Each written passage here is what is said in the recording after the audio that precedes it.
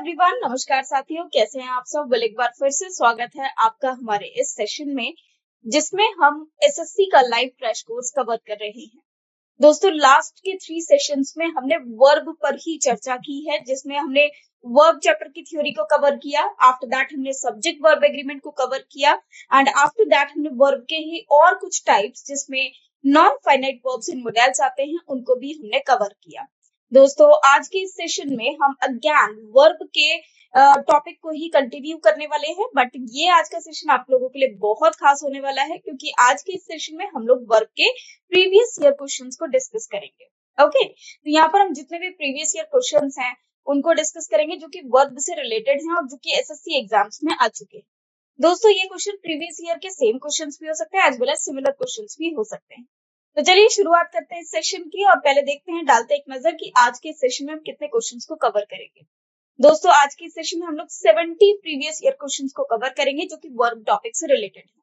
अब इसमें सिर्फ और सिर्फ वर्ब नहीं, बल्कि सब्जेक्ट वर्ब एग्रीमेंट, उसके अलावा नॉन फाइनाइट वर्ब और उसके अलावा मॉडल्स, इन तीनों ही टॉपिक को कवर किया जाएगा। ओके, इन सब के हम सॉल्यूशंस भी देखेंगे अलोंग विद एक्सप्लेनेशंस। मतलब हम हर एक क्वेश्चन का एक सॉल्यूशन भी यहाँ पर गिवन होगा, उसकी एक्सप्लेनेशन भी। हम डिटेल्ड एनालिसिस करेंगे ईच एंड एवरी क्वेश्चन का, मतलब जो भी क्वेश्चन होगा मैं उसकी डिटेल्ड एक्सप्लेनेशन उसको पूरा इलेबोरेट करूंगी आपके साथ, सो दैट आप उसे अच्छे से समझ पाए कि इस क्वेश्चन के पीछे क्या कंसेप्ट है, कि ऐसा रूल इसमें क्यों अप्लाई हुआ। ठीक है, तो चलिए शुरुआत करते हैं इन क्वेश्चंस। ओके, तो आगे बढ़ते हैं। सबसे पहले मैं आपको बता दूं डायरेक्शंस, मतलब इन क्वेश्चंस को किस तरह से सॉल्व किया जाएगा। उसके लिए हमें यहाँ पर कुछ इंस्ट्रक्शंस गिवन है, और वो इंस्ट्रक्शंस क्या है आइए देखते हैं। Read the sentence to find out whether there is an error in it. सबसे पहले हमको पूरे सेंटेंस को रीड करना है और यह देखना है कि इसमें क्या एरर है। Okay, the error if any will be in one part of the sentence. अगर इस सेंटेंस में कोई भी त्रुटि है, कोई भी एरर है, तो वो सिर्फ और सिर्फ एक ही पार्ट में होगा। Okay, the number corresponding to that part will be your answer, और जो नंबर उस पार्ट के करस्पॉन्डिंग होगा वही हमारा आंसर होगा। If the given sentence is correct as it is, अगर जो पूरा गिवन सेंटेंस बिल्कुल करेक्ट है, mark the answer is no error. हमें अपना आंसर मार्क करना है no error. Ignore the errors of punctuation if any, और पंक्चुएशन के यदि कोई एरर्स आते हैं तो आप उसको इग्नोर कर सकते हैं। हमको सिर्फ और सिर्फ वर्ब रिलेटेड एरर या फिर कोई और ग्रामेटिकल एरर्स को ही कवर करना है। ठीक है, तो पंक्चुएशन के जो एरर्स रहते हैं कि भाई कैपिटल लेटर कहीं नहीं है, या क्वेश्चन मार्क नहीं है, फुल स्टॉप नहीं है, तो उन सबको हम अवॉइड कर सकते हैं, क्योंकि पंक्चुएशन के एरर्स को कंसिडर नहीं किया जाता है while you are taking any exam of competition. Okay, यहाँ पर हमें सिर्फ और सिर्फ जो एरर कंसिडर करने हैं, they should be grammatical errors, और ये जो एरर्स हैं ये वर्ब से रिलेटेड होने चाहिए।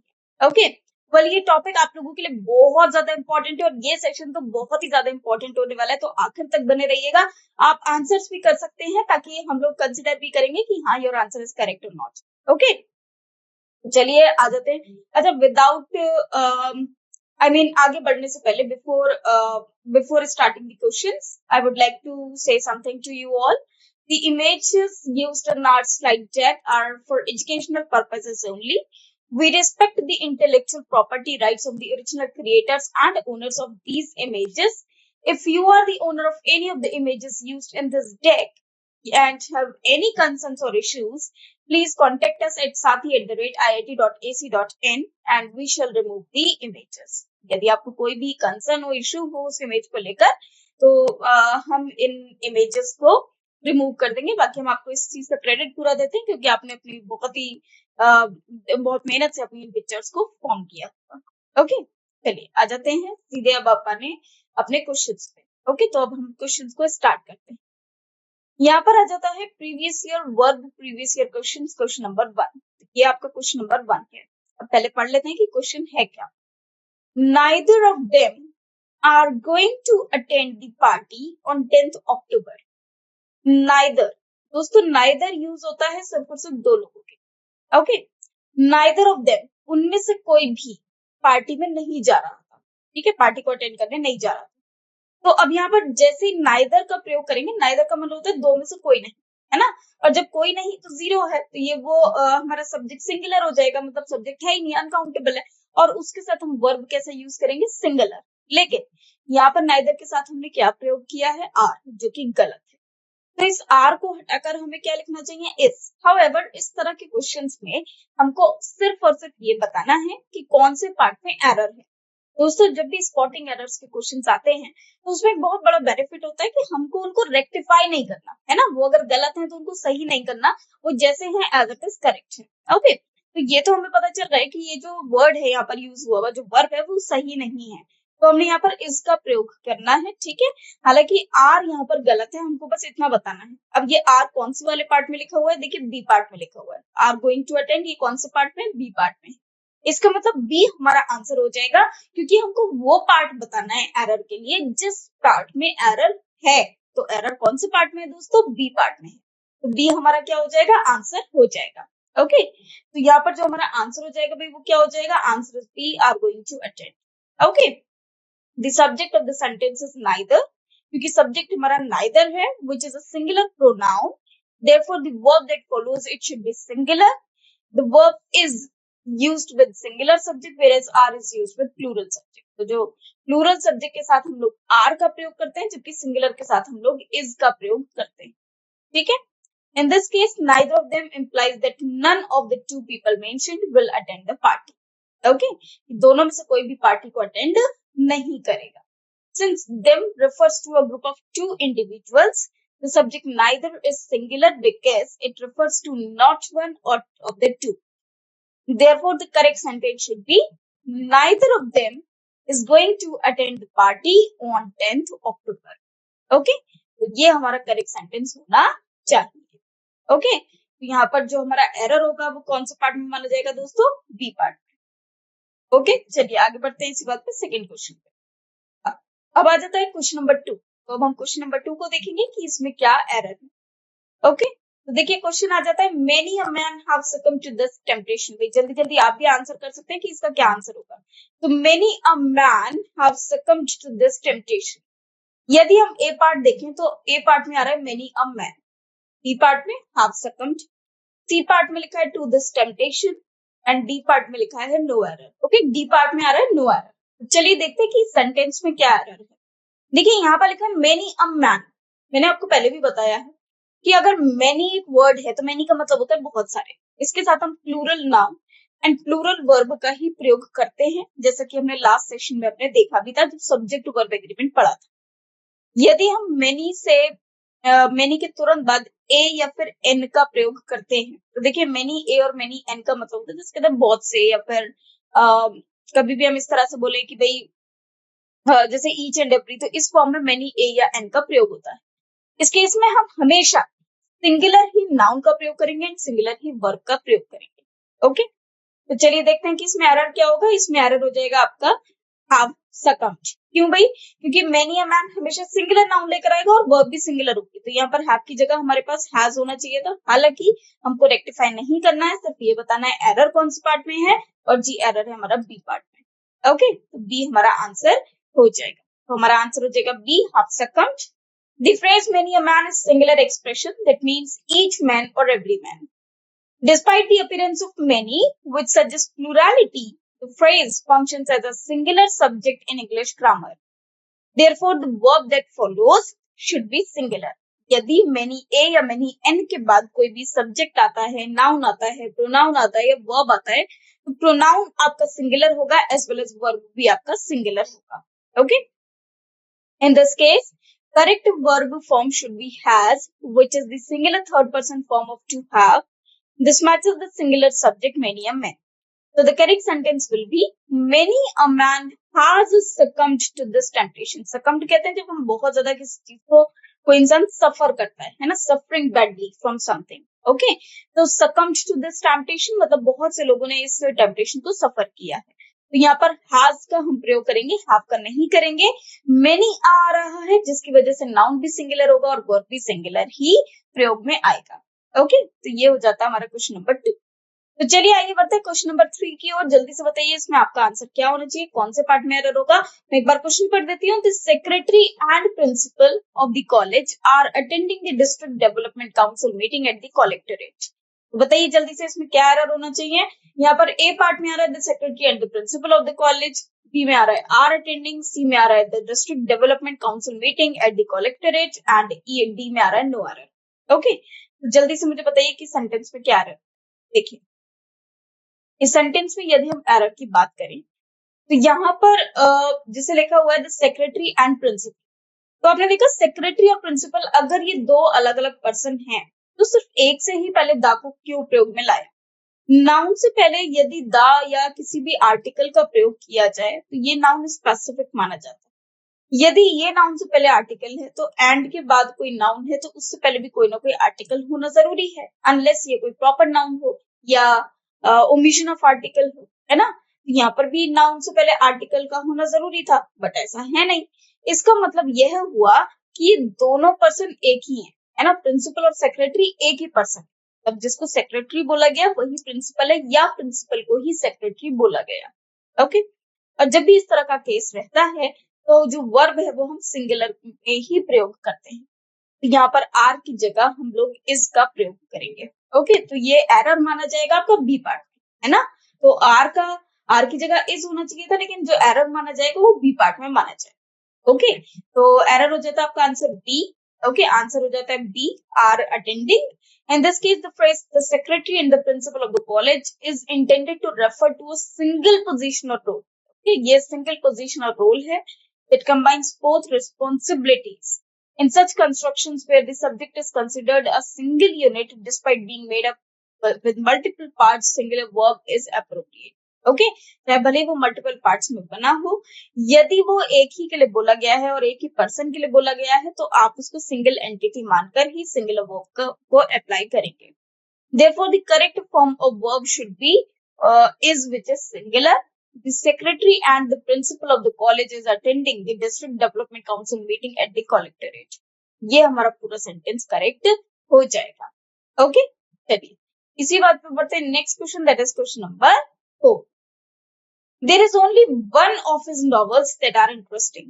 उसके सब नॉवेल्स में से सिर्फ एक ही नॉवल ऐसा है जो कि इंटरेस्टिंग है। Okay, there is only one of his novels, के नॉवेल्स में से सिर्फ एक ही ऐसा है दैट इज इंटरेस्टिंग, क्योंकि हमने एक ही की बात करी ना। जब एक की बात करी तो सिंगल हो जाएगा, तो आर की जगह हम लोगों को इसका प्रयोग करना चाहिए। तो यहाँ पर जो आपका एरर होगा वो कौन से पार्ट में होगा, सी में, क्योंकि दैट आर इंटरेस्टिंग तो इसमें लिखा हुआ है ना। तो एरर हो जाएगा आपका सी पार्ट में, जहां पर ये आर की जगह इसका आना जरूरी था, जो कि नहीं हो पाया। तो यहाँ पर जो आपका आंसर रहेगा वो क्या रहेगा भाई, इसमें आंसर हो जाएगा आपका C part, that are interesting, because it should have been that is interesting. In the sentence, the phrase that are interesting is correct because it suggests multiple novels are interesting. However, the subject referred to by one is singular, indicating only one novel. The relative pronoun that introduces a restrictive clause describing which novel is being which novel is being singled out. Since one is singular, the verb is should always agree with it. Therefore, the correct verb form is not are. The corrected sentence would be, there is only one of his novels that is interesting. Okay? इसी बात पे आगे बढ़ते हैं next question, that is question number 5. चलिए अब आ जाता है क्वेश्चन नंबर 5 पे. It is I who is to blame for this bad situation. अब यहाँ पर लिखा हुआ है it is I who is to blame for this bad situation. यहाँ पर इट इज आई आपका ए पार्ट में गिवन है, who is to blame B part में है, for this bad situation C part में है एंड डी पार्ट में है नो एरर. अब आइए देखते हैं कि इस सेंटेंस में क्या एरर होना चाहिए. यहाँ पर लिखा हुआ है इट इज आई, आई हमारा सब्जेक्ट हो जाएगा, है ना. ये इट इज वाला कंसेप्ट हमने पहले भी सब्जेक्ट ऑब्जेक्ट में कवर किया है. तो यहाँ पर आई सब्जेक्ट हो गया और इस सब्जेक्ट पे ही ये वाला वर्ब डिपेंड करता है जो कि रिलेटिव क्लॉज में लिखा है. वो एक रिलेटिव प्रोनाउन है और ये जो is to blame for this bad situation एक रिलेटिव क्लॉज है. तो यहाँ जो वर्ब यूज होती है वो अकॉर्डिंग टू दिस सब्जेक्ट होनी चाहिए. अब आई के साथ क्या इज आता है, कभी नहीं. क्या आई के साथ आर आ सकता है, नो. आई के साथ क्या आता है, एम आता है. तो यहाँ पर जो करेक्ट सेंटेंस है वो आई की जगह क्या होना चाहिए था, सॉरी आई तो करेक्ट प्लेस पर है ना. यहाँ पर जो एरर होना चाहिए था वो किस पार्ट में होना चाहिए था. यहाँ पर हम जो एरर मार्क करेंगे वो इसकी जगह आर को यूज करेंगे.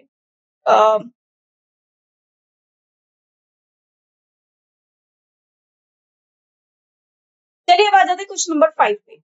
It is I who is to blame for this bad situation. देखिए अब ये पूरा एक सेंटेंस है, आइए जानते हैं इसमें क्या एरर। इट इज आई आपका ए पार्ट में गिवन है, who is to blame B part में, सी पार्ट में है for this bad situation and no error है डी पार्ट में। अब देखिए ये जो इज है ये वर्ब है, और ये वर्ब किसके अकॉर्डिंग यूज होती है, इस सब्जेक्ट के अकॉर्डिंग जो हमने लिखा है इट इज आई, और ये हमने सब्जेक्ट ऑब्जेक्ट में भी कवर किया है। इसके अकॉर्डिंग हम इस वर्ब का यूज करते हैं। It is I who is to blame. क्या कभी आई के साथ आपने इज आता हुआ देखा है? आई के साथ हम लोग एम का प्रयोग करते हैं, आर का भी नहीं। यहाँ पर ये जो इज है, इस इज की जगह हम लोग क्या यूज करेंगे, एम का प्रयोग करेंगे। तो ये जो करेक्ट सेंटेंस है वो क्या बन जाएगा, it is I who am to blame for this bad situation. Okay, तो आइए देखते हैं इसका आंसर क्या होना चाहिए। इसका आंसर है आपका बी पार्ट, जिसमें हु इज टू ब्लेम रखा है, क्योंकि यहाँ पर इसकी जगह हम लोगों को एम का प्रयोग करना है। In this sentence, I is the subject of the relative clause, who am to blame. The relative pronoun who refers back to I, and therefore the verb that follows should agree with I, which is the first person singular pronoun. The verb am is the correct first person singular form of the verb to be in present tense. Thus, the correct sentence is, it is I who am to blame for this bad situation. Okay? चलिए अब बढ़ते हैं next question पे, that is question number 6। Patience as well as perseverance are necessary for success. अब देखिए perseverance, patience as well as perseverance, जब कभी भी हम as well as का प्रयोग करते हैं तो जो वर्ब है वो डिपेंड करता है हमेशा प्रीवियस वाले सब्जेक्ट पे या फर्स्ट सब्जेक्ट पे। अब फर्स्ट सब्जेक्ट या पेशेंस है जो कि एक एब्स्ट्रैक्ट नाउन है, और एब्स्ट्रैक्ट नाउन हमेशा अनकाउंटेबल होती है, अनकाउंटेबल मतलब सिंगुलर, तो इसके साथ वर्ब भी सिंगुलर ही प्रयोग होगा। तो यहाँ पर आर की जगह हम लोग किसका प्रयोग करेंगे, इज का, क्योंकि जब भी हम एज वेल एज या इस तरह के बहुत से कंजक्शन है जैसे as well as, with, among, together with, along with, तो हम जो वर्ब है वो हमेशा फर्स्ट वाले सब्जेक्ट के अकॉर्डिंग ही पुट किया करते हैं। तो यहाँ जो एरर माना जाएगा आपको वो कौन से पार्ट में माना जाएगा, वो बी पार्ट में माना जाएगा। ओके, तो चलिए देखते हैं आंसर क्या होगा। तो answer is B, are necessary. In this sentence, patience and perseverance are linked by the phrase as well as, which suggests that they both components contributing to the same idea. When two nouns are connected by as well as, along with, together with, or similar phrases, the verb should agree with the first noun in terms of number. In this case, patience is singular, therefore the verb should be singular as well. Thus, the correct sentence is patience as well as perseverance is necessary for success. Okay? यहाँ पर जो correct error हो जाएगा वो क्या हो जाएगा, patience as well as perseverance is necessary for success. Okay, चलिए पढ़ते हैं नेक्स्ट पेज पे, और नेक्स्ट क्वेश्चन है हमारा question number 7। In Singapore my brother in law with his wife were present at the function. ये बिल्कुल वही सेम केस है जो अभी हमने पढ़ा है। कभी भी यदि हम दो सब्जेक्ट को, सब्जेक्ट 1 एंड सब्जेक्ट 2, इनमें से किसी भी कंजक्शन से कंबाइन करते हैं, जैसे कि as well as, no less than, या फिर unlike, besides, together with, along with, इसमें से किसी भी सब्जेक्ट से अगर हम दो सब्जेक्ट्स को ज्वाइन कर रहे हैं, इनमें से किसी भी वर्ब से, इनमें से किसी भी कंजक्शन से यदि हम दो सब्जेक्ट को आपस में ज्वाइन करते हैं, तो जो वर्ब है वो हमेशा फर्स्ट सब्जेक्ट पे डिपेंड करता है। ठीक है, तो इस सेंटेंस में यदि हम देखें तो यहाँ पर इन सिंगापुर लिखा है ए पार्ट में, my brother in law with his wife second part में है, सी पार्ट में वर प्रेजेंट एट द फंक्शन, और डी में है नो एरर। तो यहाँ पर जो एरर होगा वो क्या होगा भाई, यहाँ पर लिखा है विद, और विद से पहले जो सब्जेक्ट है वो क्या है, ब्रदर इन लॉ, ये सब्जेक्ट 1 है, जबकि हिज वाइफ आपका सब्जेक्ट 2 हो जाता है। ये वर्ब डिपेंड करेगा फर्स्ट सब्जेक्ट पे, फर्स्ट सब्जेक्ट सिंगुलर है, जब सिंगुलर है तो वर्ब की जगह क्या यूज करेंगे, वॉज यूज करेंगे। ठीक है, तो यहाँ पर जो एरर माना जाएगा वो सी पार्ट में माना जाएगा, कि सी पार्ट में ही वर्ब लिखा है, जो कि गलत। चलिए बढ़ते हैं नेक्स्ट क्वेश्चन की ओर, that is question number 8। Okay, अब आ जाते हैं question number 7। Okay, this is question number 7 answer. ये आंसर है, एक्सप्लेनेशन है। Were present at the function, the subject of the sentence is my brother in law with his wife. Even though there are two individuals, brother-in-law and his wife, they are considered together as a singular unit in this context. When you have compound subject joined by, with, along with, together with, or similar phrases, the verb should agree with the subject closer to the verb, or you can say the first subject. Okay. In this case, brother-in-law is closer to the subject and is singular. Therefore, the verb was, singular form of the verb to be, should be used instead of were. Okay, So here the correct sentence will be, in Singapore my brother-in-law with his wife was present at the function. Okay, क्योंकि हमें singular verb की requirement है. आ जाते हैं next पे, that is question number 8. The strain of all the difficulties, vexation and anxieties was more than he could bear. This is question number 8. अब देखिए इसमें the strain of all ये आपका फर्स्ट पार्ट में गिवन है. Difficulties, vexation and anxiety second part में है. Third part में was more than he could beat ये आपका थर्ड पार्ट में है. It is not actually beat, it is bear. Okay, तो ये आपका सी पार्ट में है. अब इसमें एरर पूछा गया है कि क्या होगा.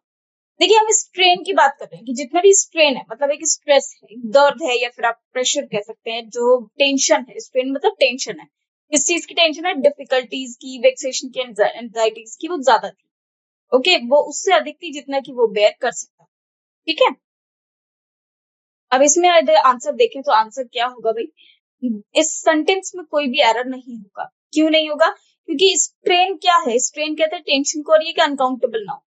जब अनकाउंटेबल नाउन है तो ये हमेशा कंसिडर की जाएगी सिंगुलर, और जब ये सिंगुलर कंसिडर की जाएगी तो इसके साथ वर्ब भी सिंगुलर वर्ब होना चाहिए. और यहाँ पर लिखा है वॉज, जो कि सिंगुलर वर्ब है. जब ये सिंगुलर वर्ब है तो इसमें कोई भी एरर नहीं होगा, और ये सेंटेंस हमारा एकदम करेक्ट. ओके, अब आ जाते हैं नेक्स्ट क्वेश्चन पे, that is question number 9. Okay, every woman in the world fervently hope that her child will be normal and healthy baby. अब देखिए हर एक वुमेन ये इच्छा रखती है, पूरी उत्सुकता से इच्छा रखती है कि उसका जो बेबी है वो चाइल्ड जो उसका है वो नॉर्मल एंड हेल्दी बेबी है. तो देखिए यहाँ पर एवरी वुमेन, एवरी हमेशा सिंगुलर के साथ यूज करते हैं, सिंगुलर सब्जेक्ट सिंगुलर वर्ब, तो वुमेन सिंगुलर है. इन दी वर्ड फर्वेंटली होप. अब देखिए होप यहाँ पर वर्ब आ जाता है.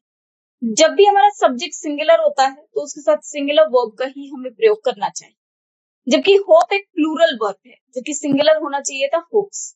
ओके, अब ये लिखा किस पार्ट में है? ये लिखा है आपका बी पार्ट.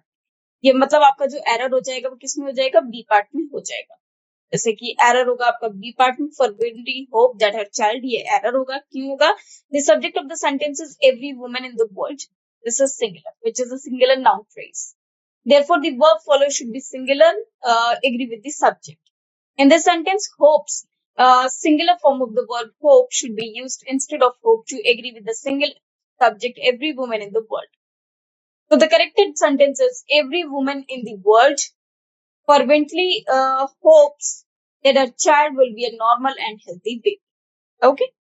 चलिए, तो यहाँ तक हो जाता है क्वेश्चन नंबर 9. अब आ जाता है क्वेश्चन नंबर 10 पे. A rise in the rents and the wages have been found together. Okay, to go together. Okay. Now, the rise, rise मतलब उठना, ऊपर उठना. ठीक है, किसमें rise? rise कह सकते हैं इंक्रीज को. ओके, एक इंक्रीमेंट को. किसमें? In the rents and wages have been found to go together. मतलब उनको पाया गया कि वो एक साथ जाए, एक साथ उनका फैसला लिया जाएगा. तो rents and the wages have been found, but यहाँ पर रेंट्स और वेजेस की बात नहीं हो रही, यहाँ पर हो रही है राइज में, इंक्रीज होने में. किसके इंक्रीज होने में? रेंट्स और वेजेस. तो यहाँ पर जो राइज है वो आपका सिंगुलर अनकाउंटेबल नाउन होगा, जिसके साथ वर्ब भी हमारा सिंगुलर ही प्रयोग में आएगा. ओके, तो अभी पार्ट्स अगर देखें तो ए में लिखा है rise in the rents and the wages, B में लिखा है हैव बीन फाउंड, सी में लिखा है टू गो टुगेदर, और डी में लिखा है नो एरर. तो देखिए इसका जो एरर होगा वो आपका होगा बी पार्ट में. क्यों एरर होगा भाई? क्योंकि यहाँ पर दे रखा है a rise in the rents and wages, तो ये पार्टिटिव हो गए, in the rent and the in the rents and the wages. Okay, तो जो राइज हुआ है वो किसमें हुआ है? रेंट्स और वेजेस में. तो यहाँ पर ये जो एरर कंसिडर किया जाएगा वो कौन से पार्ट को किया जाएगा? वो बी पार्ट को किया जाएगा, है ना. हैव बीन फाउंड, जहाँ पर हैव की जगह हैज का प्रयोग होना चाहिए. तो यही आपका एरर माना जाएगा, जो कि 23rd पेज पे आई मीन क्वेश्चन नंबर 10 में है. अब आ जाता है क्वेश्चन नंबर 11 पे. ये देखिए ये आंसर दिया हुआ है क्वेश्चन 10 का. Have been found in this case, rise in the rents and wages together form a singular concept of economic increase or movement. Therefore, the correct verb form to use in the singular subject has been found. Thus, the corrected sentence should be, a rise in the rents and wages has been found go together. Okay? चलिए अब आगे बढ़ते हैं. Next question, question number 11 तो आ जाते हैं question number 11 पे. He is one of those few post-colonial writers who believes that this talk about colonialism has gone too far and has turned into a glitch. वह उन writers में से है या वो उनमें से है जो कि पोस्ट कॉलोनियल राइटर थे, जो कि बिलीव करते थे, मतलब इस बात को मानते थे that this talk about colonialism has gone too far and has turned into a glitch. मतलब जो ये colonialism के ऊपर टॉक है ये बिल्कुल irrelevant हो चुकी है. ओके, अब देखिए यहाँ पर अगर आप देखेंगे यहाँ पर हमने देखा कि लिखा हुआ है he is one of those. Okay, he is one of those few post-colonial writers. अब those की बात हो रही है, मतलब प्लूरल है, और जो ये ऐसा मानते हैं, तो यहाँ पर सब उन राइटर्स की बात हो रही है जो ऐसा मानते हैं.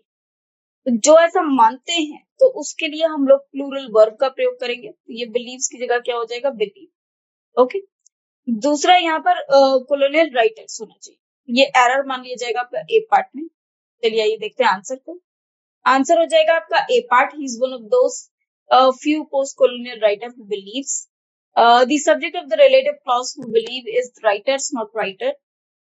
The phrase one of those few post-colonial writers refers to multiple writers, so that the verb that follows should agree with the plural noun writers.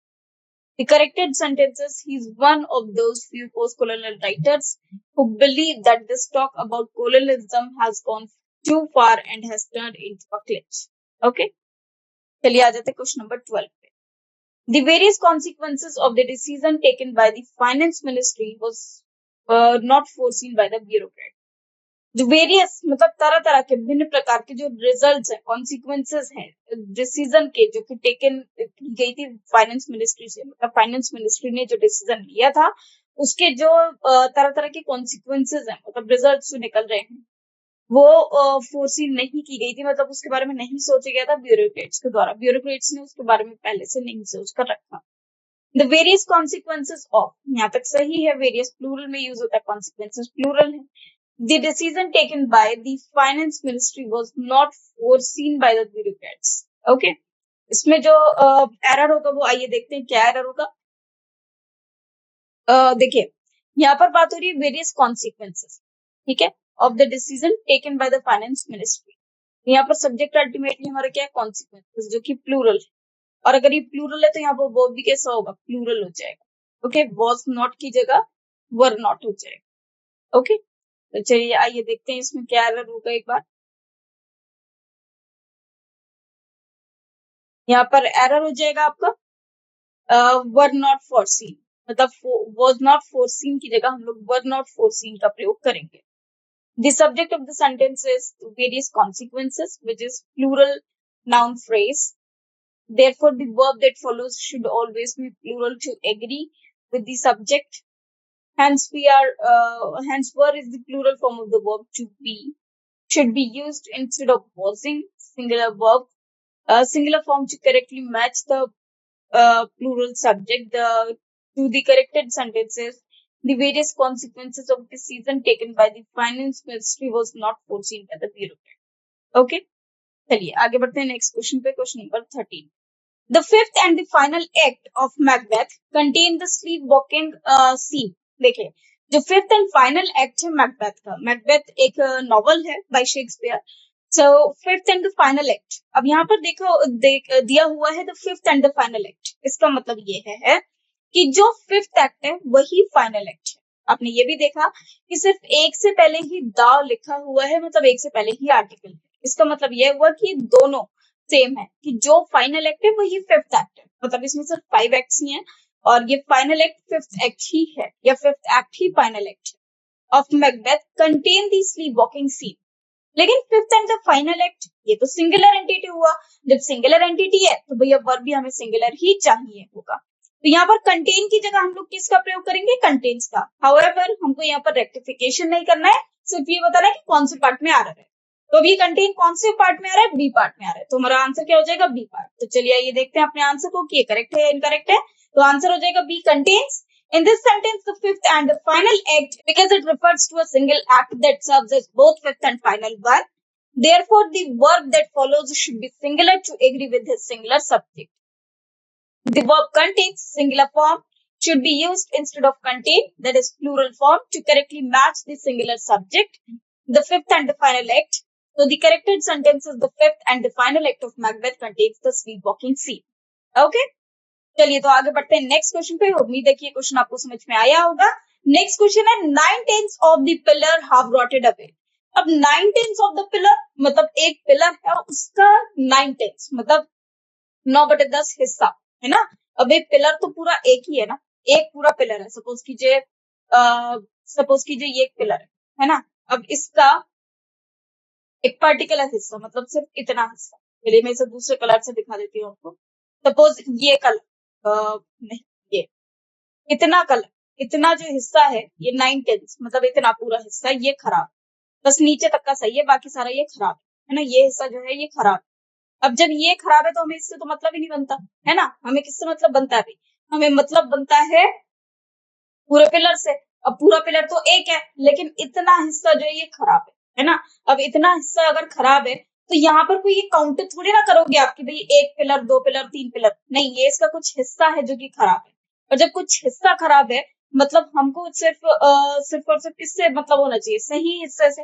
लेकिन सही हिस्से नहीं, यहाँ पर हमें बताना है कि भाई इतना हिस्सा जो है ये खराब है।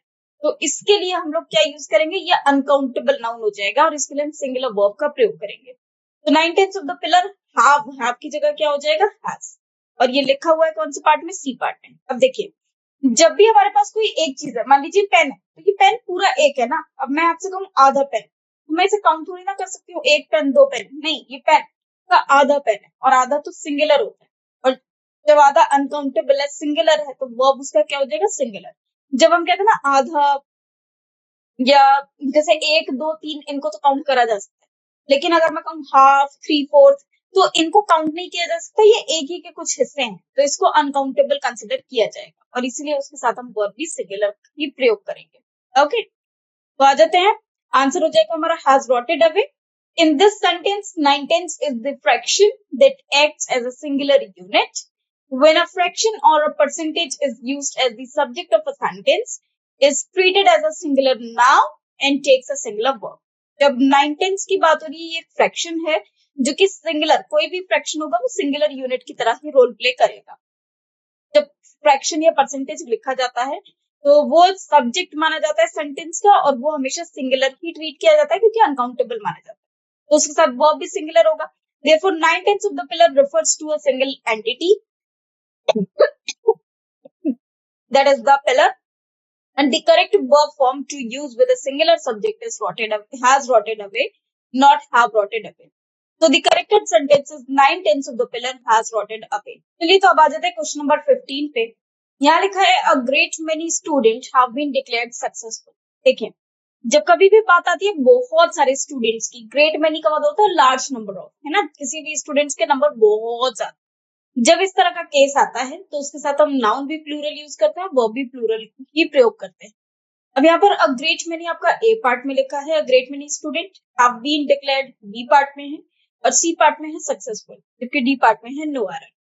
यदि आप बात करें ग्रेट मेनी, तो ग्रेट मेनी प्लूरल है जिसके साथ वर्ब भी प्लूरल होना चाहिए और नाउन भी प्लूरल। अब यहाँ पर वर्ब तो प्लूरल है लेकिन नाउन प्लूरल नहीं, मतलब जो आपका एरर माना जाएगा वो ए पार्ट में माना जाएगा। ठीक है, तो यहाँ पर जो एरर होगा आंसर वो ए हो जाएगा, अ great many students.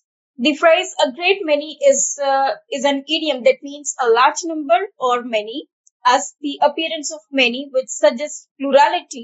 A great many is considered plural. इस तरह से many होता है प्लूरल नाउन, प्लूरल वर्ब से फॉलो करा जाता है, ऐसे ही a great many को भी हम प्लूरल ही कंसिडर करेंगे, उसके बाद भी हम प्लूरल नाउन और प्लूरल वर्ब को ही लिखेंगे।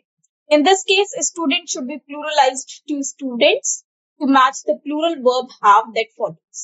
The correct sentence should thus be, a great many students have been declared successful. Okay? चलिए आगे बढ़ते हैं नेक्स्ट क्वेश्चन पे। Now this is question number 16. The mother asked the child, why did she cry out in her sleep?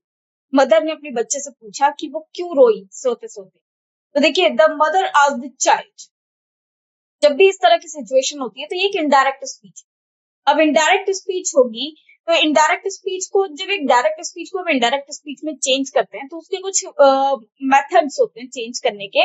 एक interrogative sentence को यदि आप change करते हैं डायरेक्ट से इनडायरेक्ट में, तो पहली बात तो उसकी जो फॉर्मेशन है, उसका स्ट्रक्चर है, वो इंटेरोगेटिव से अफर्मेटिव में चेंज हो जाता है। दूसरी बात, यदि आपने किसी डायरेक्ट स्पीच के सेंटेंस को इनडायरेक्ट स्पीच में चेंज किया है, यदि वो पहले अपने पास्ट इंडेफिनिट में रहा होगा, तो चेंज करने के बाद वो पास्ट परफेक्ट में चला गया होगा। ठीक है, अब देखिए यहाँ पर डिड शी क्राई आउट आने का मतलब नहीं बनता, तो यहाँ पर जो एरर होगा वो क्या होगा, B part first of all. अब ये क्यों नहीं बनेगा, सपोज कोई भी सेंटेंस प्रेजेंट में था तो वो चेंज होकर पास्ट में जाएगा, है ना, और यदि वो आपका पास्ट में था तो वो आपका पास्ट परफेक्ट में चला जाएगा। ठीक है, अब देखिए दोनों ही केस में ये डिड शी वाला रूल नहीं बनेगा, क्योंकि डिड शी है हेल्पिंग वर्ब प्लस सब्जेक्ट, जबकि हमारा ये स्ट्रक्चर ही चेंज होकर क्या हो जाता है, subject plus helping verb. Okay, और हेल्पिंग वर्ब वो रहती है या मेन वर्ब जो कि अपने सेकंड फॉर्म में। ठीक है, अब अगर मान लो प्रेजेंट से पास्ट में गया होता तो यहाँ पर लिखते हैं हम व्हाई शी क्राइड आउट, है ना, तब भी डिड का प्रयोग नहीं करते। लेकिन अगर पास्ट को पास्ट परफेक्ट में चेंज करना है तो why she had cried out होता। तो सबसे पहले तो यहाँ पर आपको रेक्टिफिकेशन तो करना नहीं है, सिर्फ ये बताना है कि कौन से पार्ट में एरर है, जो कि बी पार्ट में कंसिडर किया जाएगा। हाउएवर अगर हम इसका रेक्टिफिकेशन करें तो पास्ट को पास्ट में करें, वो कैसे समझेंगे तो आइए जानते हैं। सबसे पहले यहाँ पर आंसर होना चाहिए हमारा B, why she had cried out will be used in place of why did she cry out। Direct to indirect speech, जब हम एक डायरेक्ट स्पीच को इनडायरेक्ट स्पीच में कन्वर्ट करते हैं, when we convert a direct question, that is interrogative sentence, into indirect speech, we change the word order. Instead of keeping the question form where the auxiliary precedes the subject, we use assertive form, that is a statement form, in which first of all we have subject and after that verb or helping verb, है ना, पहले subject आता है फिर helping verb आता है। ये हमारे रूल होते हैं एक इंटेरोगेटिव डायरेक्ट सेंटेंस को इनडायरेक्ट स्पीच में कन्वर्ट करने के। Assertion in indirect speech. In indirect speech, the structure should reflect a statement rather than a direct question. Therefore, the auxiliary did moves after the question word why, as the subject she follows the auxiliary. Correct structure in the corrected sentence, why did she cry out in her sleep, is transformed into assertive form, why she had cried out in her sleep. तो ये जो sentence रहा होगा आपका did she cry, past में रहा होगा, जिसको जब हम चेंज करेंगे अब तो वो फिर पास्ट परफेक्ट में ही करेंगे within the indirect speech introduced by asked. This maintains grammatical coherence and clarity in reporting what was asked. Also, when we convert the sentence of past indefinite into indirect speech, it converts into past perfect tense. Okay, in past perfect tense में क्या होता है friends? Subject plus had plus verb third. Therefore, the correct sentence is the mother asked the child why she had cried out in her sleep. Okay, ये हमारा पूरा sentence हो जाएगा। आइए बढ़ते हैं नेक्स्ट पे। Next question is question number 17। I asked him that why he was angry, but he did not answer. अब फिर से वही question, I asked him that why।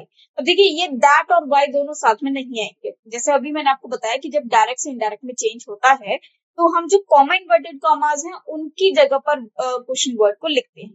तो that और why दोनों एक साथ नहीं आ सकते, एरर हो जाएगा आपका ए पार्ट। ओके, क्योंकि that को हमें रिमूव करना होगा, why को नहीं। यहाँ पर एरर हो जाएगा ए पार्ट में, that is not needed here, remove that. Original sentence, I asked him that why he was angry but he did not answer. Corrected, I asked him why he was angry but he did not answer. Okay, usage of that in English when introducing an indirect question, also known as reported speech, we do not use that before the question clause. Instead, we directly introduce the question with the question word, जो कि WH family से belong करती हैं, जैसे why, what, where, when, okay, etc. A word order in indirect questions. When reporting a question indirectly, the word order changes from a direct question. The auxiliary verb, if present, comes before the subject. Therefore, the corrected sentence is, I asked him why he was angry, but he did not answer. Okay? ये हमारा पूरा answer हो जाएगा। Now, अब हम आ जाते हैं question number 18 पे। I could fly if I will be a bird. देखिए, जब भी हम कोई चीज विश करते हैं कि काश ऐसा होता, यदि ऐसा होता, इस केस में हम जो भी वर्ब यूज करते हैं वो पास्ट प्लस प्लूरल फॉर्म में होनी चाहिए। अब यहाँ पर विल यूज हो रहा है, जबकि हमें कौन सा चाहिए, पास्ट प्लस प्लूरल। अब will को हम प्लूरल तो नहीं बना सकते, लेकिन पास्ट तो बना सकते हैं ना, एंड दैट इज वुड। तो एरर हो जाता है आपका बी पार्ट में। ओके, तो error is in B, if I were will be used in place of I will be. Original sentence, if I, जब भी हम इफ को लिखते हैं, इफ के बाद कभी भी किसी भी क्लॉज में हम मोडेल का भी प्रयोग नहीं करते। अब ये जो विल है ये एक मोडेल है, इसका अगर मैं वुड बना भी दूं तो रहेगा तो मोडेल ही। तो हम लोग ये इसमें सेकंड टाइप कंडीशन यूज करेंगे और वर का प्रयोग करेंगे। So if I could fly if I were a bird. Conditional clause is structure in English when expressing a hypothetical or unreal condition, often referred to as the second conditional. We use the past tense of the verb to be, were, for all the purposes, for all the persons, I, you, he, she, it, we, they, regardless of the subject. Modal verb could. The modal verb could indicates ability or possibility. When paired with a conditional clause, it typically requires the conditional form of the verb to be, were rather than will be. Therefore, the correct sentence is I could fly if I were a bird. Okay? चलिए आ जाते हैं next question पे, that is question number 19. Never I have seen such a town. जब भी इस तरह का सेंटेंस होता है, यदि हम कभी भी कोई नेगेटिव एडवर्ब से अपने सेंटेंस को बिगिन करते हैं, तो हम एक रूल ऑफ इन्वर्जन अप्लाई करते हैं जिसमें helping verb come priors to the subject. तो अब देखिए यहाँ पर आ जाता है never I have come, so I have की जगह हो जाना चाहिए हैव आई। तो एरर होगा बी पार्ट में, और एरर क्या होगा, answer is B part, as there is inversion in the sentence, have I will be used in place of I have. Original sentence, never I have seen such a town, the correct sentence should be never have I seen such a town. मैंने कभी इस तरह का सुंदर town नहीं देखा, मैंने कभी इस तरह का टाउन नहीं देखा। Rule of inversion, when we begin a sentence with a negative adverbial phrase like never, no sooner, rarely, seldom, it's little, etc. यदि हम सेंटेंस की शुरुआत इनमें से किसी भी फ्रेज से करते हैं, the subject and auxiliary verb must be inverted. जो सब्जेक्ट और ऑक्सिलरी वर्ब्स हैं इनको इन्वर्ट कर दिया जाता है. This means that the auxiliary verb comes before the subject. Therefore, the correct sentence with proper inversion is never have I seen such a town. Okay? चलिए आ जाते हैं नेक्स्ट क्वेश्चन पे, that is question number 20. The owner as well as his servants is honest. अब देखिए, जब भी कभी हम एज वेल एज का प्रयोग करते हैं, जो वर्ब होता है वो डिपेंड करता है आपका फर्स्ट सब्जेक्ट, और फर्स्ट सब्जेक्ट क्या है, द ओनर, जो कि सिंगुलर। तो यहाँ पर इज आना चाहिए, ओके, और द ओनर सिंगुलर है तो हमने क्या यूज करा है, इज। इसका मतलब ये सेंटेंस बिल्कुल करेक्ट है, और जब ये सेंटेंस बिल्कुल करेक्ट है तो आंसर हो जाएगा हमारा नो एरर, है ना। इतनी चीजें समझने की जरूरत ही नहीं है। हमेशा याद रखिए, सब्जेक्ट वर्ब एग्रीमेंट्स में यदि कोई दो सब्जेक्ट्स को कनेक्ट किया गया है एज वेल एज से, along with, no less than, इनमें से किसी भी क्वेश्चन से किया हुआ है, तो हम हमेशा जो वर्ब डिपेंड करती है वो फर्स्ट सब्जेक्ट पे करती है, और उसी के अकॉर्डिंग हम वर्ब को प्लेस करते हैं, वेदर सिंगुलर हो या प्लूरल। चलिए बढ़ते हैं नेक्स्ट क्वेश्चन पे, that is question number 21. In my younger days I could run 4 miles at a stretch. In my younger days मतलब जब मैं यंग यूथ था, आई कुड रन, यहाँ पर एबिलिटी को शो किया जा रहा है कि मैं रन कर सकता था 4 miles at a stretch. Okay, तो इस सेंटेंस में भी यदि हम बात करें तो कोई भी एरर नहीं होगा, ठीक है। The sentence is absolutely correct. क्यों भाई? क्योंकि देखिए, जब हम बात कर रहे हैं प्रीवियस मतलब पुराने जमाने की, जब हम छोटे हुआ करते थे, जब हम जवान हुआ करते थे, I could run, so could क्या है, कुड पास्ट को शो कर रहा है, और एबिलिटी को, पास्ट की एबिलिटी को। यहाँ पर ये मॉडल बिल्कुल सही यूज किया गया है, और each and everything is correct, so ये सेंटेंस एकदम करेक्ट हो जाएगा, no error will be the answer. Next आ जाता है क्वेश्चन नंबर 22 पे. A great part of Arabia is desert. Arabia का बहुत बड़ा हिस्सा एक डेजर्ट है, रेगिस्तान।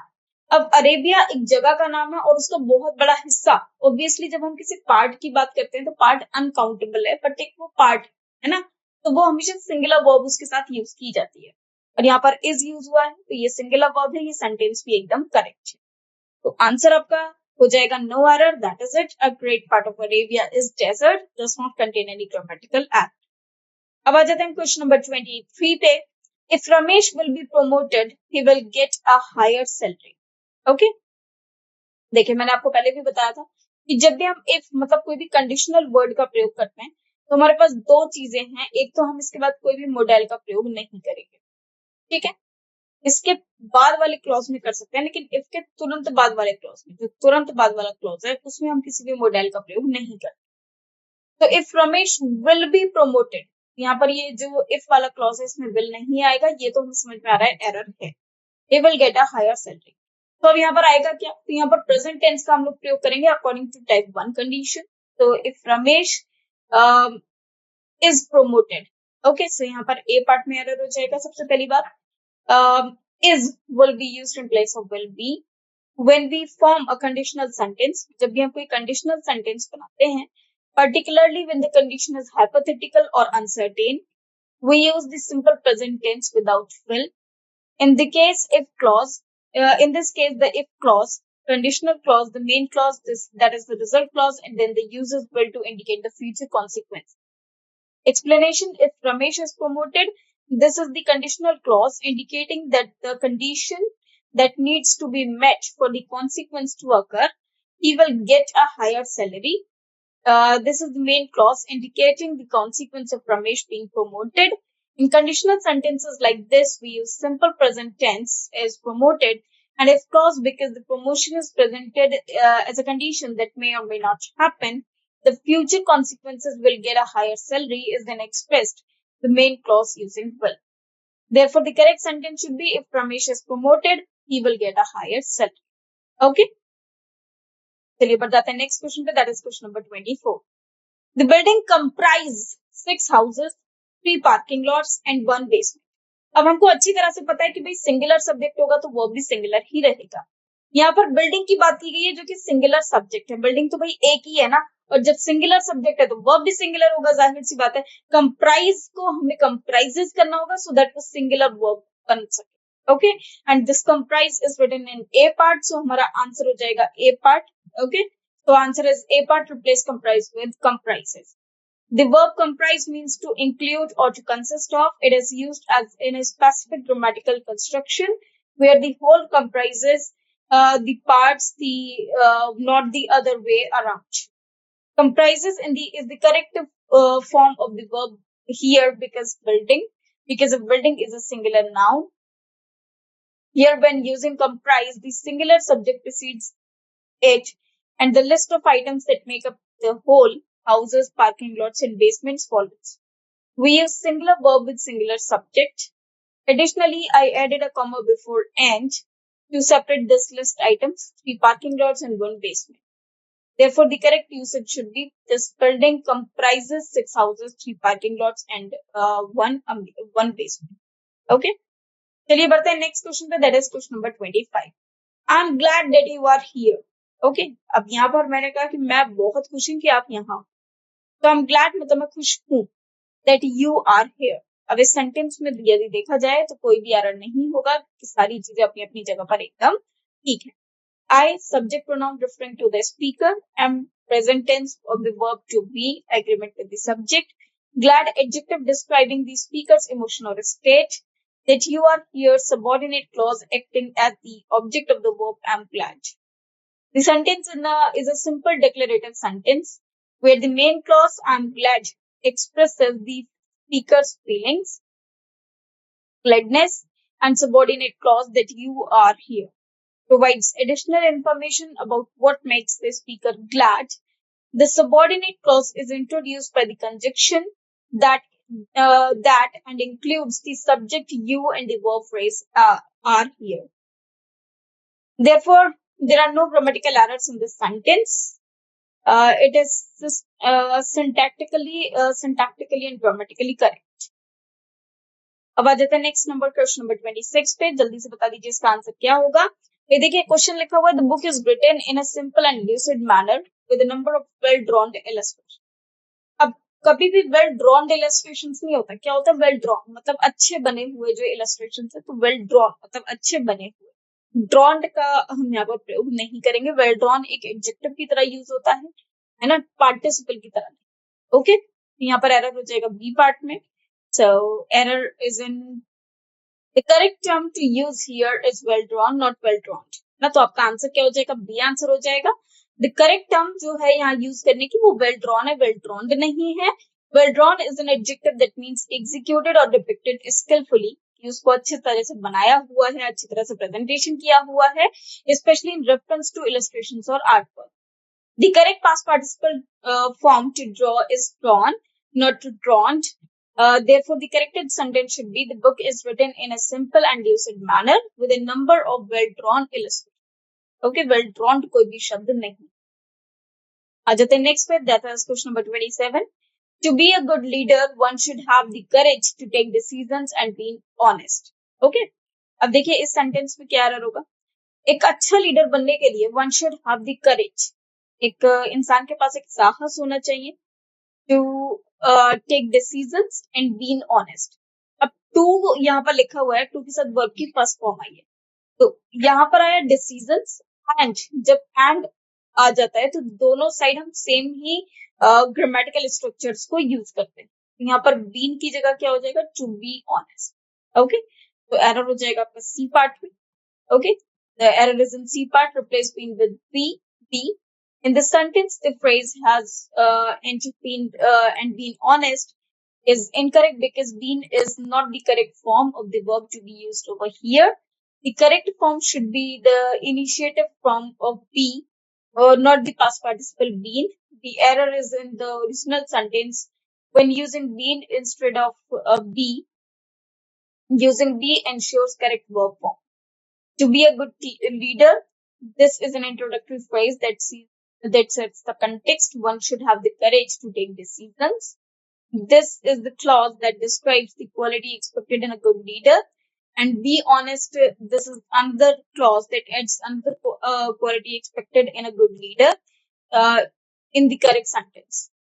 Be is the basic form of verb to be, which is used after and to maintain parallel structure with preceding verb phrase. Have the courage to take decisions. Therefore, the correct sentence should be, to be a good leader, one should have the courage to take decisions and be honest.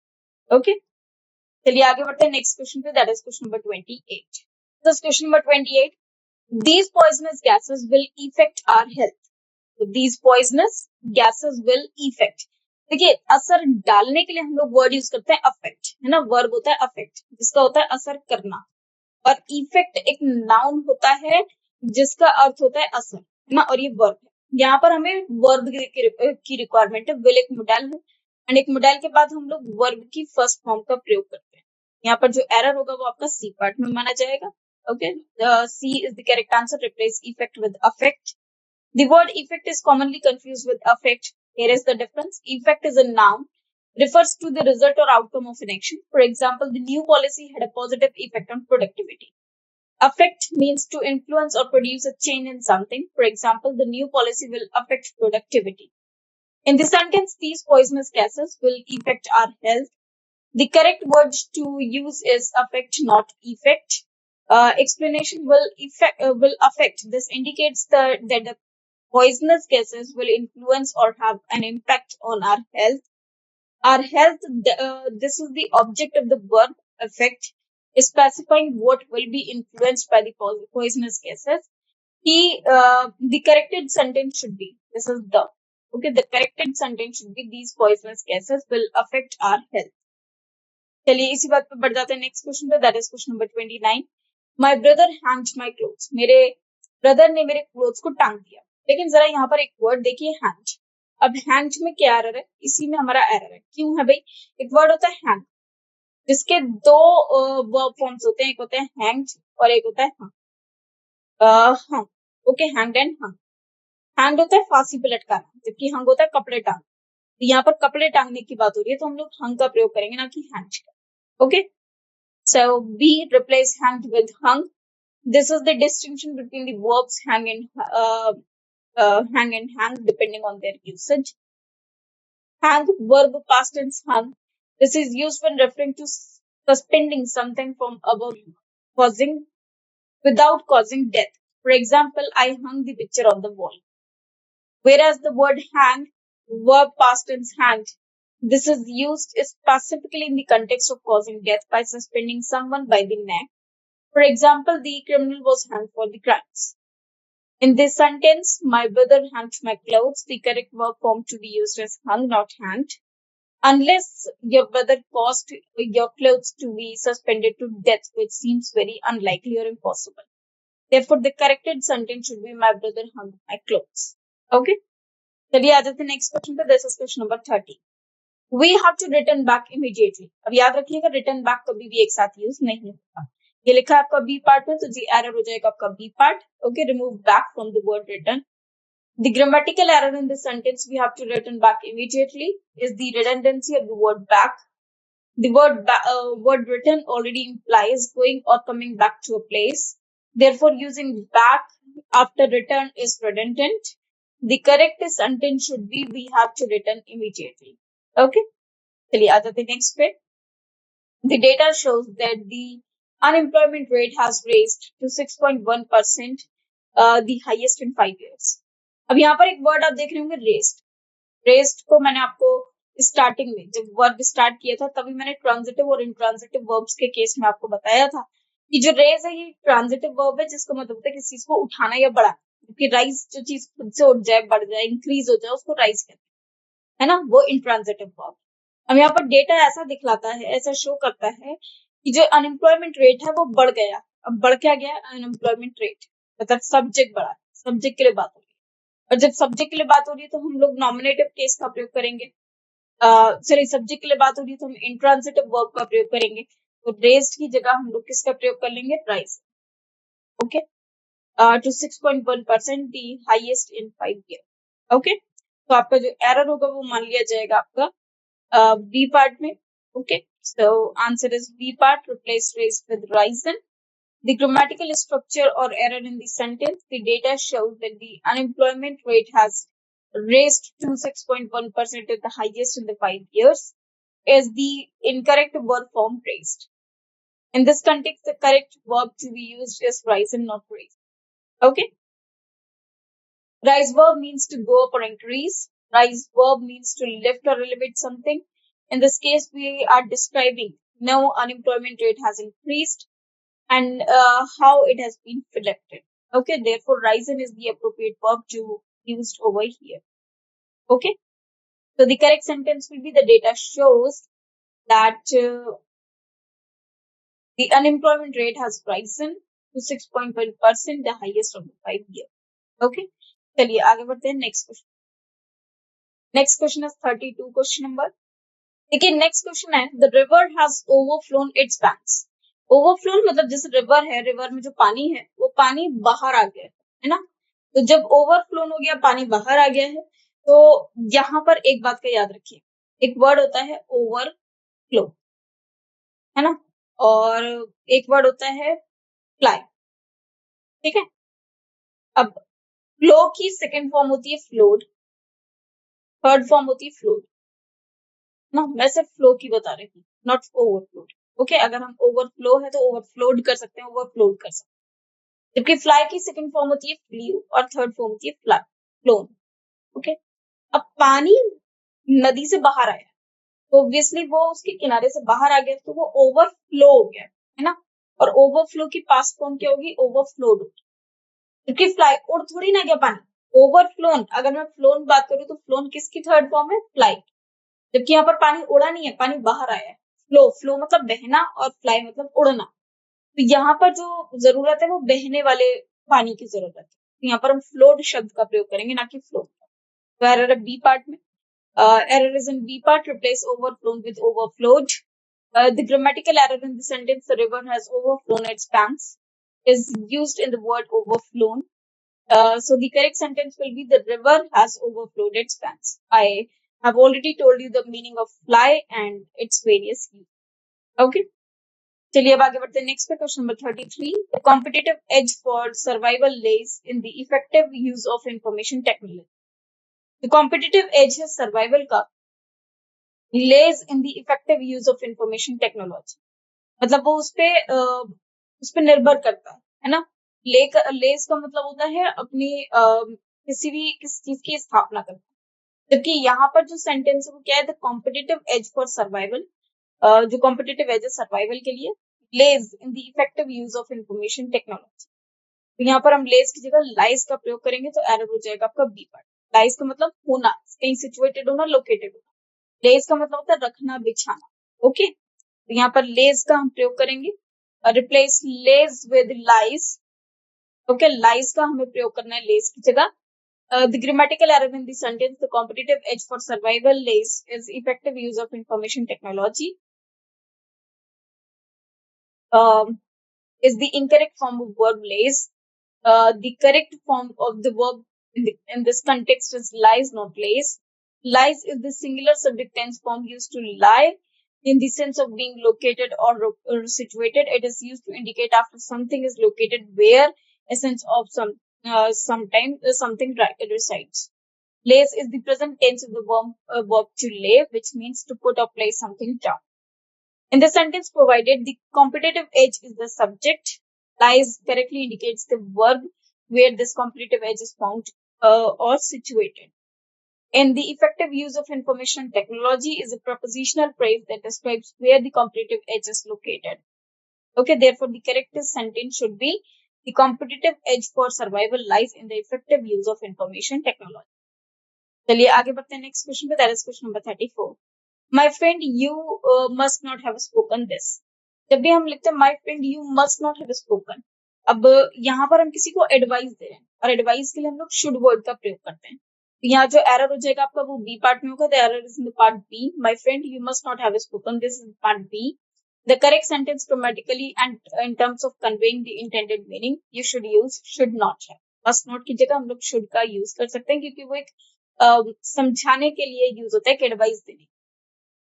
Therefore, the correct option to fix the error is should not have. Explanation: you should not have spoken this is the correct phrase to express regret or disapproval about something that was done in the past. Must not have implies prohibition or necessity, which is not suitable in the context where the speaker is expressing disapproval or past act. Okay. देखिए अब आ जाते हैं question number 35 पे. I was afraid that if I asked her again, she could refuse it. जैसे हम लोग ऐसे कहते हैं ना कि मैं I was afraid, मैं डरी हुई थी, ये डरा हुआ था, कि अगर मैंने उससे दोबारा पूछा उसने मना कर देना. ये एक एबिलिटी नहीं है, वहां पर हम सिर्फ एक हाइपोथेटिकल सिचुएशन है जिसमें हम ऐसा सोच रहे हैं कि ऐसा हो सकता है, इसकी संभावना हो सकती है. तो यहाँ पर हम कुड की जगह यहाँ पर हम माइट का प्रयोग करेंगे. ठीक है, तो एरर हो जाएगा आपका सी पर. Okay. Might is used to express possibility and hypothetical outcome with less certainty than could.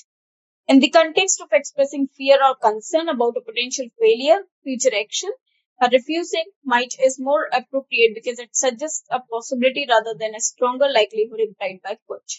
Okay. Next पर आ जाते हैं, that is question number 36. Ishita was working hard so that she should get good marks. तो देखिए अब यहाँ पर लिखा हुआ है इशिता ने बहुत मेहनत की, इसलिए ताकि उसके अच्छे मार्क्स आ जाए, है ना. तो यहाँ पर शुड जो है एडवाइस को दिखाता है, जबकि हम लोग कुड का प्रयोग करते हैं एबिलिटी को शो करने के. तो एरर होना चाहिए आपका बी पार्ट में. ओके, यहाँ पर मॉडल का यूज गलत है. सो दैट शी शुड, ये गलत होगा. To correct the sentence you should remove should after so that. Here is the corrected sentence. Ishita was working hard so that she could get good marks. Okay, यहाँ पर जो correct हो जाएगा वो क्या हो जाएगा, सो दैट शी कुड. नेक्स्ट पे आ जाते हैं, that is question number 30.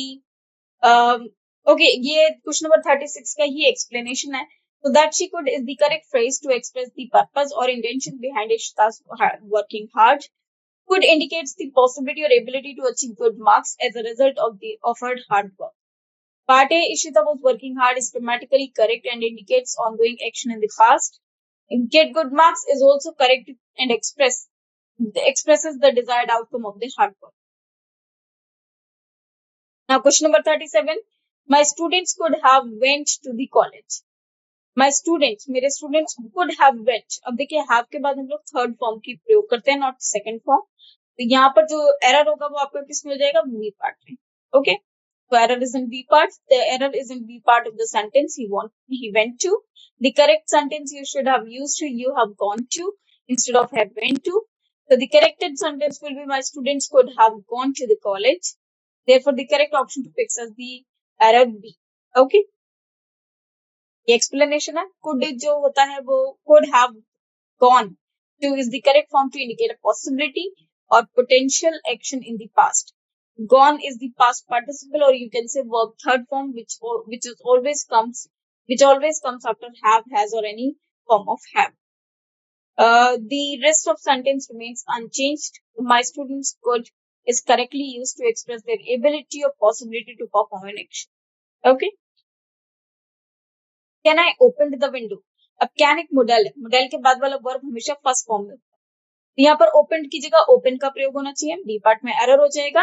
The error is in B part of the sentence. I opened. The correct sentence, you should use the base form of the verb open after can. Here is the corrected sentence. Can I open the window? Therefore, the correct option to fix the error is open.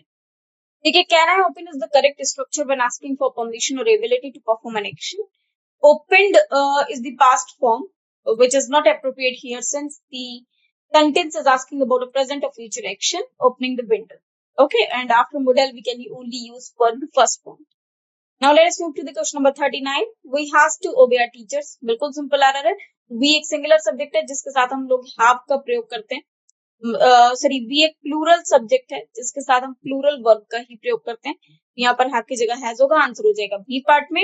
The error is in B part of the sentence, that is has. We have to or should obey our teachers. This is the correct phrase to be used. Okay, ये इसकी explanation लिखी है. अब आ जाते हैं question number 40 पे. शायरा did not used to play with her friends. अब देखिए, जब did not आ गया तो used to साथ में नहीं आएगा. यहाँ पर आप used to हटाएंगे और सीधे लिख देंगे शायरा did not play with her friends. Okay, तो आपका error हो जाएगा B part में. The correct sentence, to correct the sentence, you should use the base form of the verb use after did not. Here is the corrected sentence. Shaira did not used to play with her friends or Shaira did not play with her friends. Okay, so error आपका हो जाता है B part में. Okay, जहाँ पर ये used to नहीं आना चाहिए, इसको रिमूव कर दीजिए या फिर used to. Okay, अब आ जाते हैं नेक्स्ट क्वेश्चन पे, question number 41. There are a lot of chocolates at home. You need buy any. देखिए, need buy any.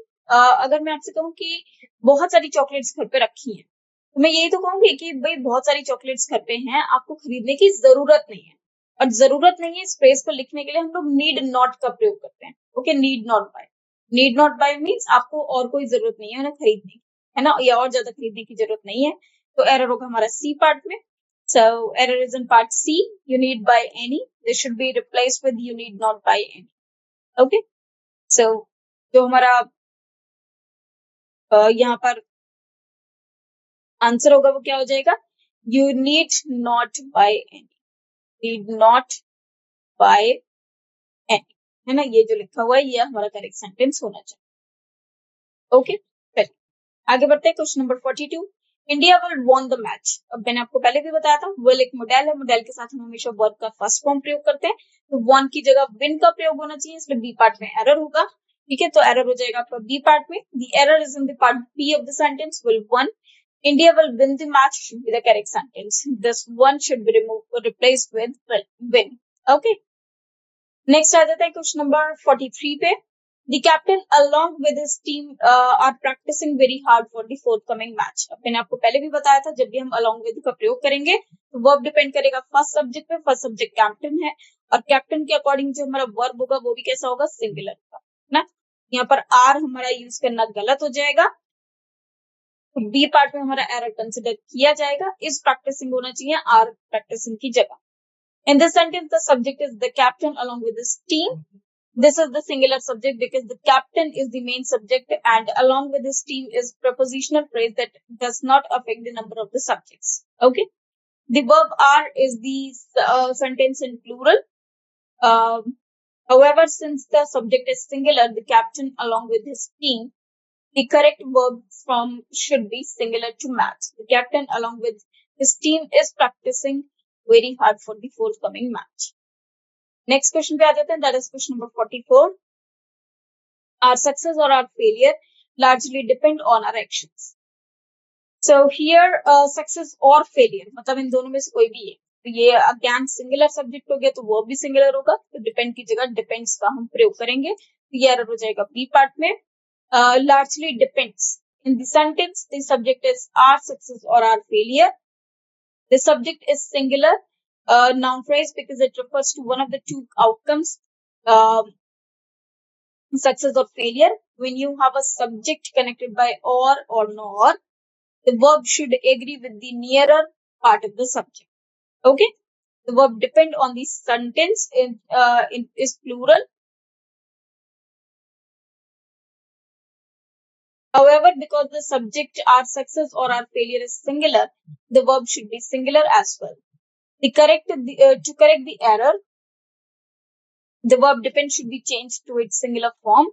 Our success or our failure largely depends upon our action. Okay. Ajay, next question, that is question number 45. The police has arrested him on the charge of theft. तो police को हमेशा plural consider किया जाता है, इसलिए has की जगह have होगा. ओके, पुलिस एक कॉमन प्लूरल नाउन होती है फ्रेंड्स. पुलिस को हम हमेशा प्लूरल ही कंसिडर करते हैं. ये मैंने आपसे नाउन के चैप्टर में भी चर्चा की. ओके, तो यहाँ पर जो एरर होगा वो क्या होगा दोस्तों? एरर हो जाएगा has should be replaced with have. In the sentence the subject is the police. Police is a collective noun that refers to a group of individuals working together. However, it is not a collective noun, but it is a common plural noun, जिसके साथ हम हमेशा plural verb का ही प्रयोग करेंगे. आ जाते हैं नेक्स्ट पे, time and tide wait for none. Okay, और wait for no man. Time and tide एक पेयर ऑफ वर्ड है जिसमें जो वर्ब आएगा वो सिंगुलर होगा, तो यहाँ पर वेट की जगह हम वेट्स का प्रयोग करेंगे. Time and tide is treated as a singular concept और entity is the idiom time and tide. Therefore, the correct verb form should be singular to agree with the singular subject. The corrected sentence is time and tide waits for no man. Okay. Next question पे आ जाता है, question number 47. He as well as you like to go. So he as well as you. अब यहाँ पर देखिए, जब भी as well as आता है हम फर्स्ट सब्जेक्ट के अकॉर्डिंग चलते हैं. he सिंगुलर है तो like भी सिंगुलर होना चाहिए, verb भी सिंगुलर होना चाहिए. be एरर हो जाएगा, like की जगह likes आ जाएगा, है ना. बी में तो लिखा है ना लाइक, तो लाइक की जगह लाइक्स होना चाहिए क्योंकि जो फर्स्ट सब्जेक्ट है वो सिंगुलर है. In this case he is the first subject which is singular. और इस जब भी हम वर्ब यूज करते हैं तो अकॉर्डिंग टू फर्स्ट सब्जेक्ट करते हैं, या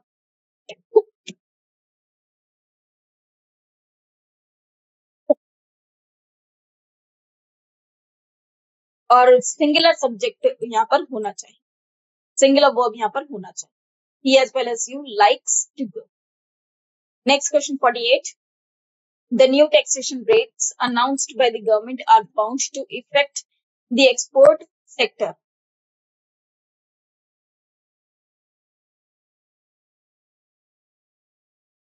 देखिए, जो न्यू टैक्सेशन रेट्स हैं अनाउंस किए गए गवर्नमेंट के द्वारा are bound to effect the export sector. अब यहाँ पर न्यू टैक्सेशन रेट्स, तो ये जो न्यू टैक्सेशन रेट्स हैं ये कैसे हैं? ये singular, new taxation rates plural है ना. Announce by the government are bound, और यहाँ पर हमने वर्ब भी प्लूरल यूज किया, तो इस सेंटेंस में कोई भी एरर नहीं होगा. चलिए अब आ जाते हैं क्वेश्चन नंबर 48 पे. The new taxation rates announced by the government are bound to effect the export sector. जो न्यू टैक्सेशन रेट्स हैं जो कि अनाउंस किए हैं गवर्नमेंट ने, आर बाउंड, तो वो जो बाउंड किए जाते हैं अफेक्ट करने एक्सपोर्ट सेक्टर को. अब मैंने अभी थोड़ी देर पहले आपको बताया था कि अफेक्ट और इफेक्ट में डिफरेंस होता है. अफेक्ट एक तो वर्ब है जबकि इफेक्ट एक नाउन है. टू के बाद हमें वर्ब की फर्स्ट फॉर्म की रिक्वायरमेंट है, तो हम इफेक्ट की जगह अफेक्ट का प्रयोग करेंगे. तो यहाँ पर एरर हो जाएगा, सी पार्ट में are bound to affect correct answer होना चाहिए क्योंकि इफेक्ट एक नाउन है, अफेक्ट एक वर्ब है, और यहाँ पर हमें वर्ब की requirement. The corrected sentences, the new taxation rates announced by the government are bound to affect the export sector. Next पर आ जाते हैं question number 49.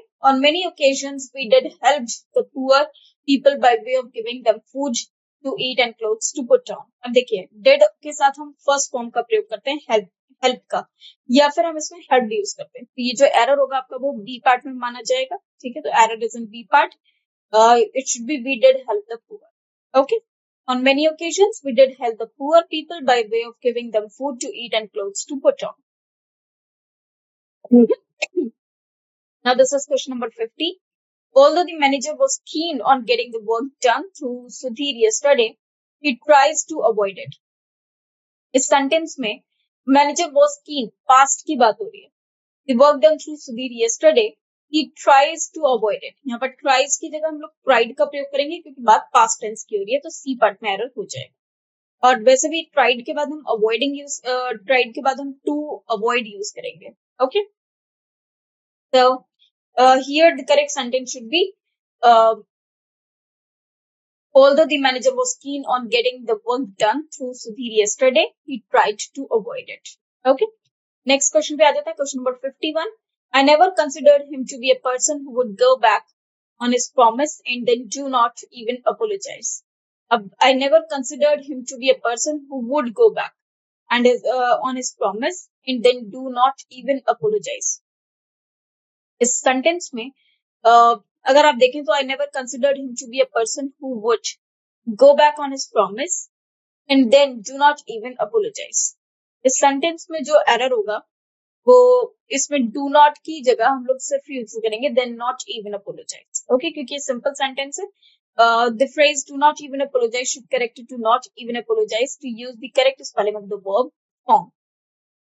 The verb tense inconsistency is resolved by using apologize, which matches the past tense context established earlier in the sentence. The correct sentence structure is, I never considered him to be a person who would go back on his promise and then not even apologize.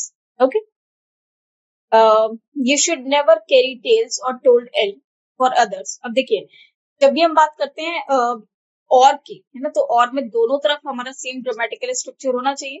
तो carry जब first form में तो यहाँ पर told की जगह tell होना चाहिए. ओके, तो आपका एरर हो जाएगा सी पार्ट में जहां पर टेल होना चाहिए. द फ्रेज और tell ill is the correct form. Tell ill means to speak negatively और spread negative information about someone.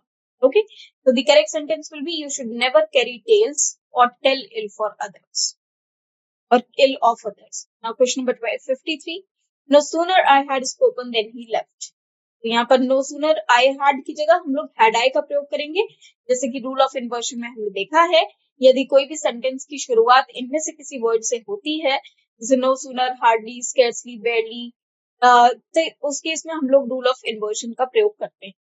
यहाँ पर आपका एरर हो जाएगा had I spoken B part. Okay, no sooner had I spoken than he left.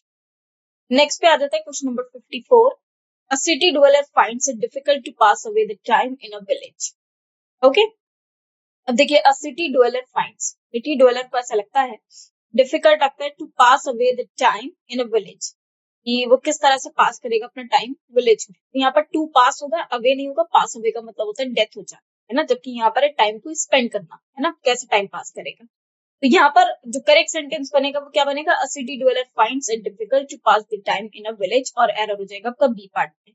Okay, तो इसमें pass away हट जाएगा और पास द टाइम हो जाएगा. Next question 55. Visitors were not permitted entering the park after dark. अब देखिए, विजिटर को परमिट नहीं किया गया, किस चीज के लिए, एंटर करने के लिए. मैंने आपको बताया था जब भी स्ट्रक्चर बनता है, जब हम कोई काम ना करें किसी दूसरे काम को करने के लिए, उस केस में हम इन्फिनेटिव का प्रयोग करते हैं. तो परमिटेड के बाद एंटरिंग हटकर यहाँ पर टू एंटर हो जाएगा, जो कि आपका इन्फिनेटिव फॉर्म. ओके, तो इससे एरर आपका हो जाएगा C part. Okay, C part में एरर होगा, टू एंटर आना चाहिए एंटरिंग की जगह. The correct structure after permitted should be to plus infinitive. In this case, to enter will be the correct answer. Permitted to enter is the correct usage to indicate visitors were not allowed to enter the park after dark. The corrected sentence is visitors were not permitted to enter the park after dark. Next question पे आ जाता है question number 56. Generally people have not receptive and fail to notice the irrelevant answers they got from the straight questions.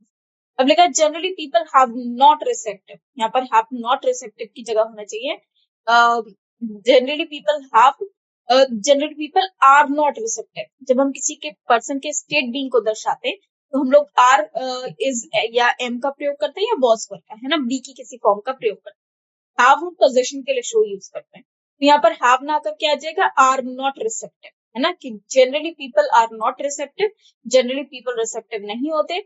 And fail to notice the irrelevant answer, और वो fail हो जाते हैं notice करने में irrelevant answers को, जो कि उन्हें स्ट्रेट क्वेश्चंस के लिए मिले, है ना. तो यहाँ पर half should be replaced with are. Okay, and the correct sentence will be generally people are not receptive and fail to notice the irrelevant answers they got for a straight question. Okay, next question पे आ जाता है question number 57. He dared to go at the accident site so as to save his colleague. अब देखिए, dead मतलब एक challenge, और जब हम डेड वर्ड का प्रयोग करते हैं पॉजिटिव सेंटेंस में, जैसे कि हमने डेयर नॉन फाइनाइट वर्ब के कंसेप्ट में डिस्कस किया था, तो उस केस में हम सीधे सीधे वर्ब की फर्स्ट फॉर्म लिखते हैं और वो भी टू के साथ. तो ये सेंटेंस हमारा एकदम करेक्ट है, तो आंसर हो जाएगा no error. Okay, next question 58. 10 kilometre is a long distance to walk. ये सेंटेंस में बिल्कुल सही है भाई, यहाँ पर 10 किलोमीटर की नहीं बल्कि डिस्टेंस की बात हो रही है, इसलिए हमने इसका प्रयोग किया है. ये सेंटेंस भी एकदम सही है, नो एरर हो जाए. Question number 59. We were looking forward to hear news about the missing fisherman.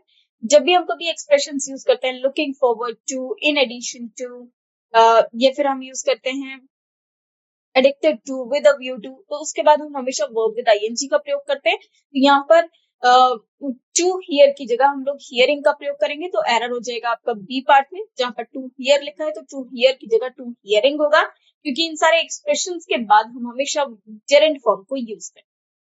अब आ जाते हैं क्वेश्चन नंबर 60 पे।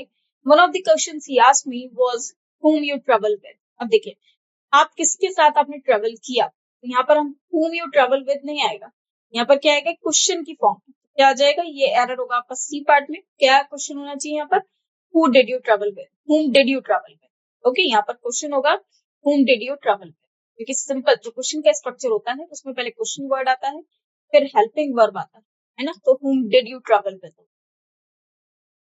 नेक्स्ट आ जाता है, it is better to keep one's head in the face of danger than losing one's courage.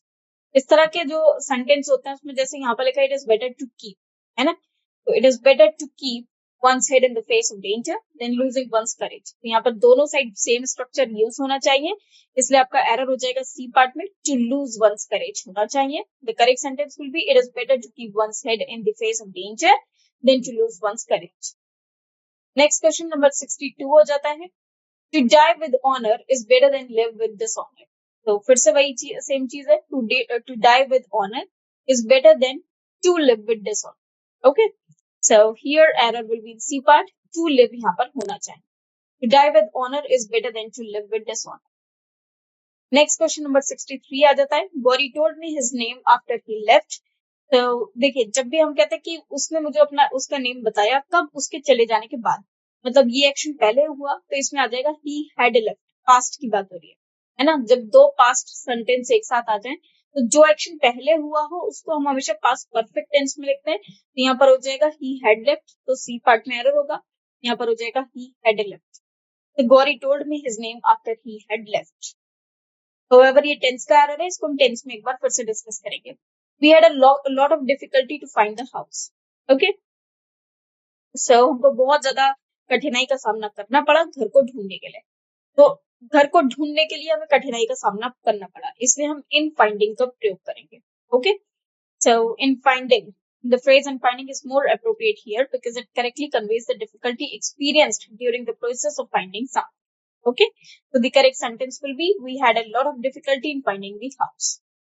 Next question 65 पर आ जाते हैं, having broken down the driver send the car to the garage। अब देखिए, यहाँ पर कार ब्रेक डाउन हुई है, खुद ब्रेक डाउन नहीं हुआ वो। अब जब कार ब्रेक डाउन हुई है तो यहाँ पर हमें उस वर्ड को जिक्र हमको देना पड़ेगा सब्जेक्ट का, तो एरर हो जाएगा यहाँ पर ए में, after the car break down, क्योंकि हैविंग हम यूज करते थे पर्सन के लिए, जैसे मैंने कहा हैविंग एक्सपीरियंस्ड, ओके, और having an experience in this field, उस केस में हम लोग हैविंग का प्रयोग करते हैं जो कि उसके पोजीशन को शो करता है, जबकि यहाँ पर हमने लिखा after the car break down, है ना।